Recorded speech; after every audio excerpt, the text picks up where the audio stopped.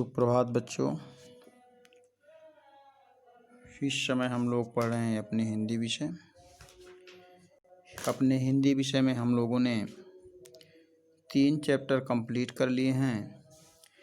तीनों चैप्टर के अभ्यास प्रश्न भी हम लोग लिख चुके हैं और मेरे द्वारा आप लोगों को लिखा भी दिया गया है।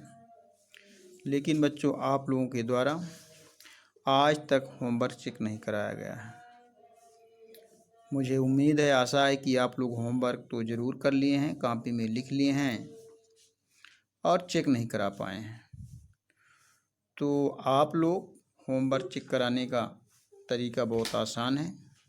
आप लोग किसी दिन भी जब चाहें हमारे पर्सनल कांटेक्ट नंबर पे, व्हाट्सएप नंबर पे आप अपने कॉपी की फ़ोटो खींच करके भेज दीजिए, तो मैं चेक कर दूंगा और मुझे भी ऐसा लगे कि हमारे स्टूडेंट्स हमारे साथ बराबर मेहनत कर रहे हैं और पढ़ रहे हैं।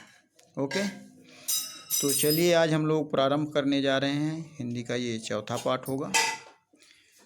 ये चौथा पाठ में एक कहानी है जिसके लेखक हजारी प्रसाद द्विवेदी जी हैं।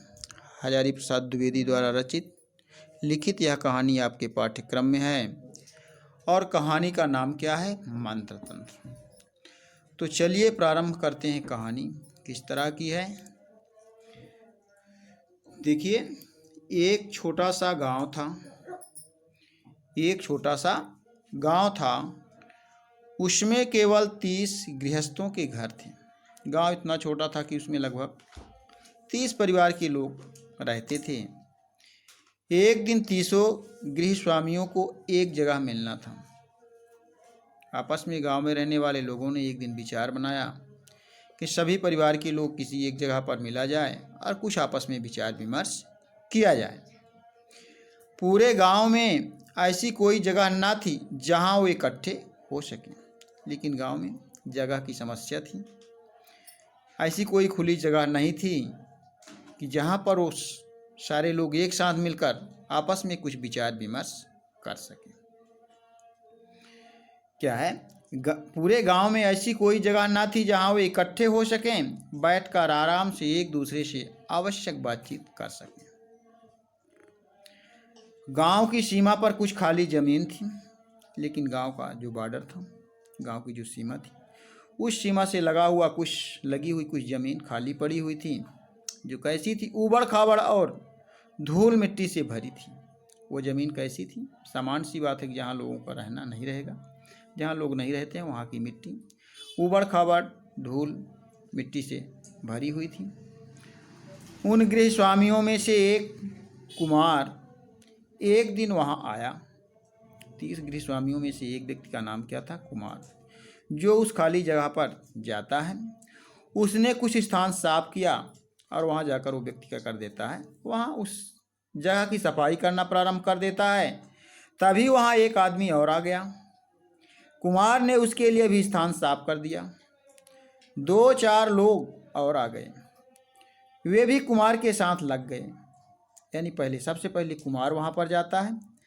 कुमार के कुछ समय के बाद एक व्यक्ति और जाता है और धीरे धीरे गांव के लोगों को जैसे ही पता चलता है, धीरे धीरे गांव के लोग वहाँ 2-4 जाते हैं और उस जगह की सफाई करते हैं। थोड़ी देर में वहीं 30 आदमियों के खड़े होने की साफ सुथरी जगह बन गई। 4-6 लोग मिलकर वहाँ पर काम कर लिए और उस खाली हुई ज़मीन को साफ कर लिए। तो उस ज़मीन पर अब ऐसा हो गया कि 30-40 व्यक्ति खड़े होकर आराम से बातचीत कर सकते हैं। बातों बातों में कुमार ने कहा, क्यों ना हम यहाँ चबूतरा बना दें। कुमार नाम का जो व्यक्ति था, पहले तो उसने सफाई करने का प्रयास किया, फिर उसके मन में ऐसा विचार आया कि यहाँ पर एक चबूतरा बनवा दिया जाए ताकि बैठकर बातचीत करने में सुविधा हो जाएगी। कुमार सोचता है कि यहाँ पर एक चबूतरा बनवा लिया जाए ताकि लोगों को आसानी से बैठकर बातचीत करने में सुविधा हो जाएगी। तुरंत सभी ने हामी भरी और ईंट पत्थर इकट्ठे हो गए और कुमार के साथ में जो लोग थे वो तुरंत कुमार की बातों में सहमत हो जाते हैं और तुरंत ईंट पत्थर इकट्ठे करके चबूतरा बनाने के लिए तैयार हो जाते हैं। सब प्रतिदिन मिलकर सब प्रतिदिन मिलकर, नेक्स्ट पेज देखिए, सब मिलकर बहुत परिश्रम करते। कुछ दिनों के उद्यम से चबूतरा तैयार हो गया। क्या है, कई दिनों में लोगों ने परिश्रम किया, मेहनत किया, और एक दिन ऐसा आया कि चबूतरा बनकर तैयार हो गया। धीरे धीरे कमरा भी बन गया। सबसे पहले उन्होंने जगह साफ की, फिर वहाँ पर कुमार ने सोचा कि एक चबूतरा बन जाए, तो चबूतरा भी बन गया। फिर धीरे धीरे उसने ये सोचा कि यहाँ पर एक कमरा भी बन जाए। जल और चटाइयों का भी प्रबंध हो गया।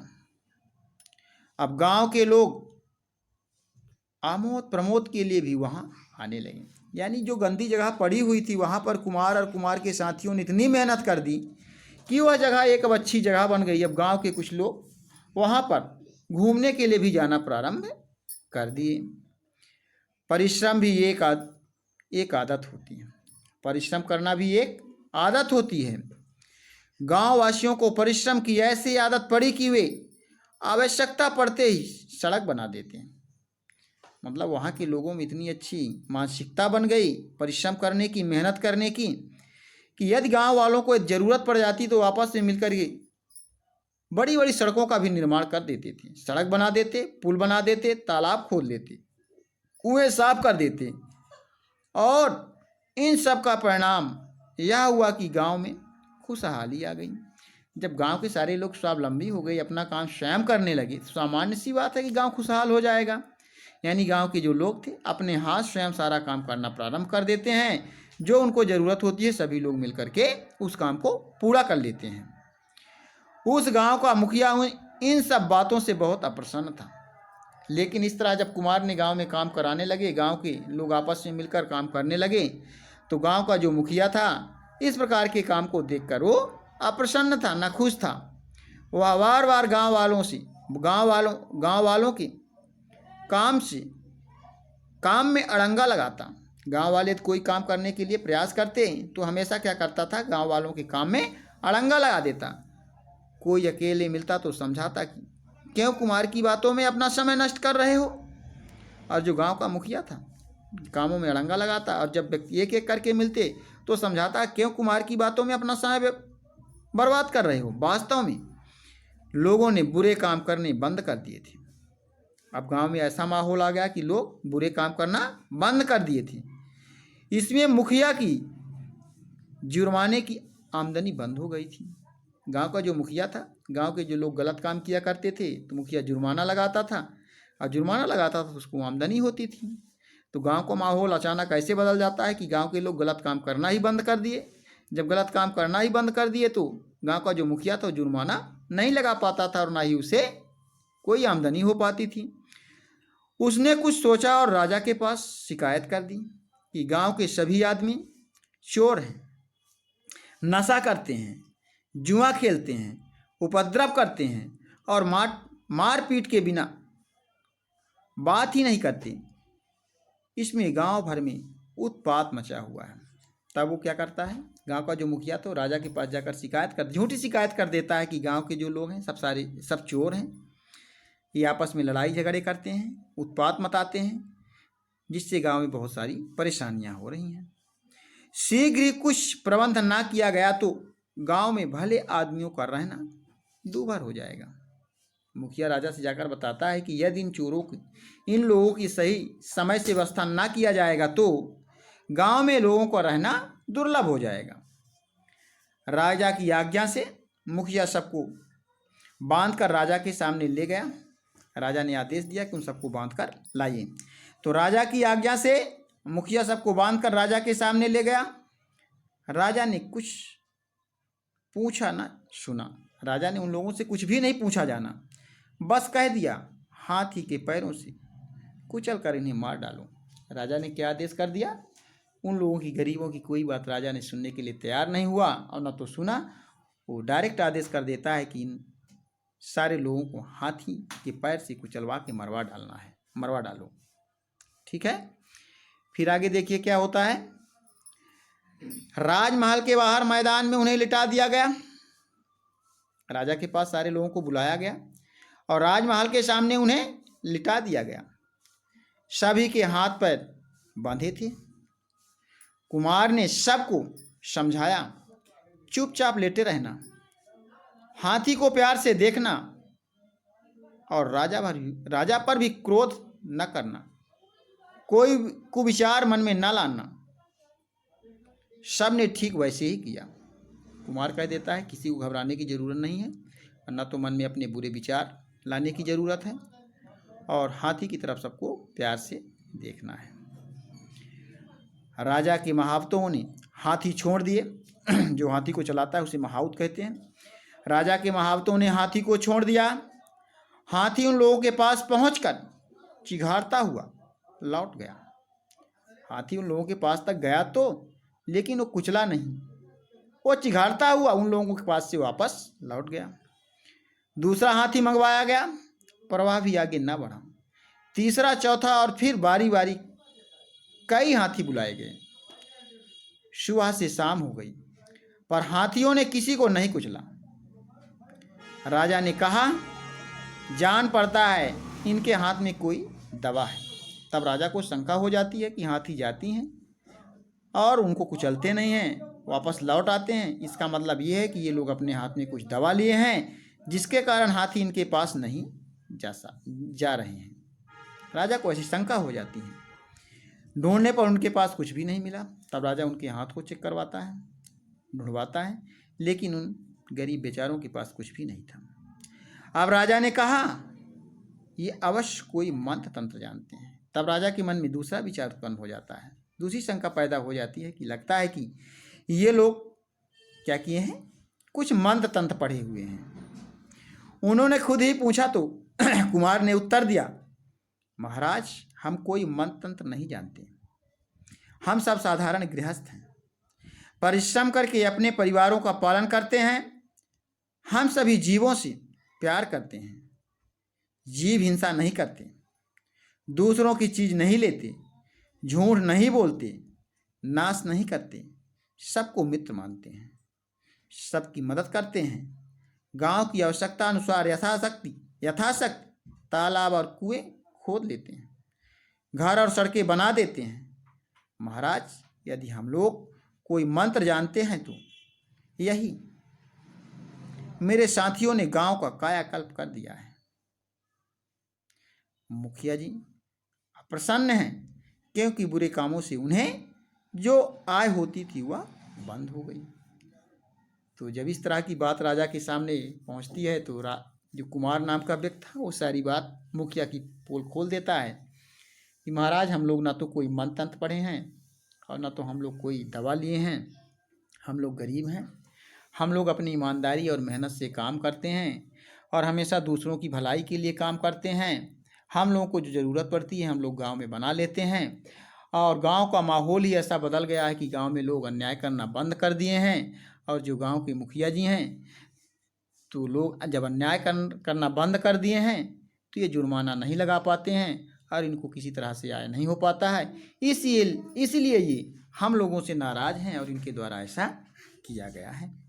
ऐसा कुमार ने राजा से बताया। राजा ने गांव के विकास की बात सुनी तो मुखिया से पूछताछ की, उसे दोषी पाया और दंड दिया। अपने अनुचित व्यवहार के लिए राजा ने कुमार तथा उसके साथियों से क्षमा मांगी। तब उस समय राजा को सारी हकीकत जब समझ में आ जाती है तो राजा कुमार और कुमार के साथियों के साथ जो अन्याय किया था उन साथियों को बुला करके माफ़ी मांगता है और सच्ची बात को मानने के लिए तैयार होता है और गांव के जो मुखिया थे उसे वो दोषी ठहराता है। राजा ने कुमार तथा उसके साथियों से क्षमा मांगी और कुमार को गांव का प्रबंधन नियुक्त किया तथा एक हाथी सम्मानपूर्वक भेंट किया। तो क्या होता है, जब सारी सच्चाई राजा के सामने आ जाती है, राजा कोई बात जब सुनता है, जान लेता है, सच्चाई पर समझ लेता है, तो लास्ट में यह डिसीजन पर पहुंचता है कि जो कुमार नाम का व्यक्ति था वो ईमानदार था, वो दूसरों की भलाई के लिए, अपने भलाई के लिए कुमार और कुमार के साथी हमेशा काम करते थे। अंततः कुमार की विजय होती है और राजा प्रसन्न हो जाता है और प्रसन्न होने के बाद कुमार को पुरस्कार के रूप में एक हाथी सम्मानपूर्वक भेंट देता है और जो गांव का मुखिया था उसे दोषी ठहराया जाता है और उसे राजा दंडित करता है। इसीलिए छात्रों, इस कहानी से हमें यह शिक्षा मिलती है कि कोई भी काम करने से पहले हमें अच्छी तरह से विचार कर लेना चाहिए, उसकी सच्चाई का पता लगा लेना चाहिए। बिना विचारे कोई काम हमें नहीं करना चाहिए, क्योंकि राजा ने यदि पहली सारी सच्चाई पहले ही जान लिया होता, सारी बात सुन लिया होता, तो क्यों इन गरीब मजदूरों को, किसानों को इस तरह की सज़ा देने के लिए राजा तैयार होता। लेकिन राजा को जब वास्तविकता का पता चलता है तो क्या करता है, जो झूठी शिकायत करता है, जो दूसरे की बात नहीं पढ़कर राजा ऐसा किया था, उसे ही दंडित करता है। इसलिए किसी काम को करने से पहले हमको अच्छी तरह से सोच विचार कर लेना चाहिए। तो छात्रों, ये एक बहुत अच्छी शिक्षाप्रद कहानी आप लोगों के पाठ्यक्रम में थी। हम लोगों ने कहानी को आज पढ़ लिया है, समझ लिया है, और इस कहानी को आप एक बार 2 बार पढ़िए। पढ़ने के बाद अभ्यास प्रश्न हम लोग कल देखेंगे। धन्यवाद।